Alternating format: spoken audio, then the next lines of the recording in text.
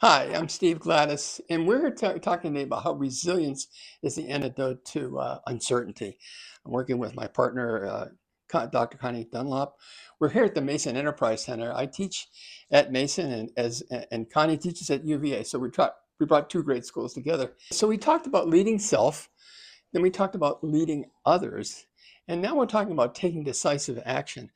Now, one of the problems when the elephant goes off running into the wilderness here and it takes over is you immediately move to what are called common biases.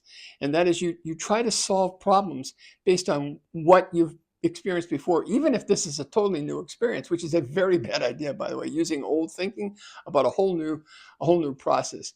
There are three or four of these confirmational bias we tend to take in data that from other people and from news sources that meet our basic needs, but may or may not be applicable to this thing.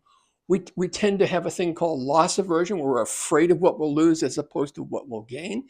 So we tend to keep throwing good money after bad. If you've ever bought a car on the fly, you know what that's like. Um, and there's this idea of emotional contagion, what you're seeing all over Washington, D.C., and you're going to start to see in other parts of the country, this idea of emotion taking over. You have to kind of calm it down. So one last thought is a book called Thinking Fast and Slow by Nobel Prize winner Dan Kahneman, who recently died. And that is, when you're making fast decisions about things, if you know what you're talking about, it's okay to make a fast decision. Plus, specifically if you've had lots of experience. If you haven't had lots of experience, you just slow it way down. You can't use your gut all the time. It's really a bad idea to use in some cases, great idea to use in other cases.